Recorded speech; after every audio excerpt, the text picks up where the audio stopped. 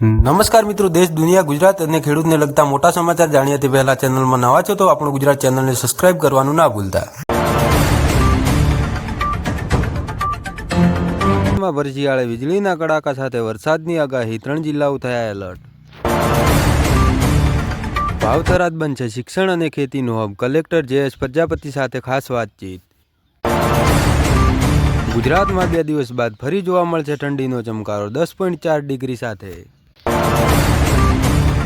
ગુજરાતમાં વધુ એક સમાજે 22 નિયમોનું બંધારણ ઘડ્યું, નિયમ તોડનારની માહિતી આપનારને 21,000નું ઇનામ કરીને સન્માન કરવામાં આવશે।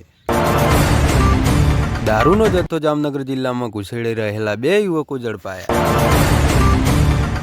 ગુજરાત સરકારે 32.49 લાખ ખેડૂતે 9,466 કરોડની સહાય ચૂકવી। ગુજરાતમાં ઠંડીનો સેકન્ડ રાઉન્ડ, આગામી 2 દિવસમાં રાજ્યમાં પડશે હાડ થીજવતી ઠંડી। સ્થાનિક સ્વરાજ્યની ચૂંટણી પહેલા ભાજપ ફરી ભગવાન રામના નામે લોકોના વચ્ચે થશે। રાજકોટમાં વાલીઓ માટે લાલબત્તી સમાન કિસ્સો, સ્કૂલના ડ્રાઈવરે વિદ્યાર્થીની સામે દુષ્કર્મ આચર્યો। શિયાળામાં આવશે કમોસમી વરસાદ, હવામાન નિષ્ણાત અંબાલાલ પટેલની આગાહી। હળવદ નજીકથી બત્રીપાડાને કચ્છથી અમદાવાદ તરફ કથલકાને લઈ જતું આઈસર ઝડપાયું। ગુજરાતમાં બીજા નંબરની મજબૂત પાર્ટી, 2027માં પરિવર્તન નિશ્ચિત, ગોપાલ ઇટાલિયા। ગોધરાના જંગલમાંથી ઘેરના લાકડાના ગેરકાયદે કટિંગ અને તસ્કરી કેસમાં ઈડીની કાર્યવાહી। ખેડૂતો માટે રાહતના સમાચાર, ગુજરાત પરથી માવઠાનું સંકટ ટળ્યું, હવે 2 દિવસ હાડ થીજવતી ઠંડી માટે તૈયાર રહો। આગામી 2 કલાકમાં રાજ્યમાં કમોસમી વરસાદની આગાહી, મહેસાણા શહેરમાં માવઠાની અસર। ડીસા પાટણ હાઈવે પર કારની વૃક્ષ સાથે ટક્કર થતાં યુવકનું ઘટના સ્થળે થયું મોત।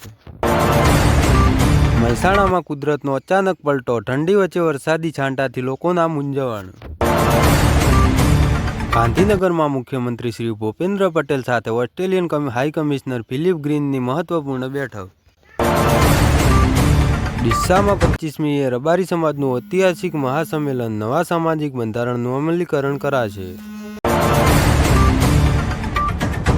લગ્નમાં બારણું રોકવા, દાગીના ન લેવા, જાનમાં મર્યાદિત લોકોએ જવું, હવે રાજપૂત સમાજમાં પરિવર્તનનો વાયરો ફૂંકાયો। રાસાયણ મુક્ત ખેતીથી નફો અને સ્વાસ્થ્ય બને, વિશાલ પટેલની કુદરતી ખેતીની પ્રેરણાદાયક કહાની।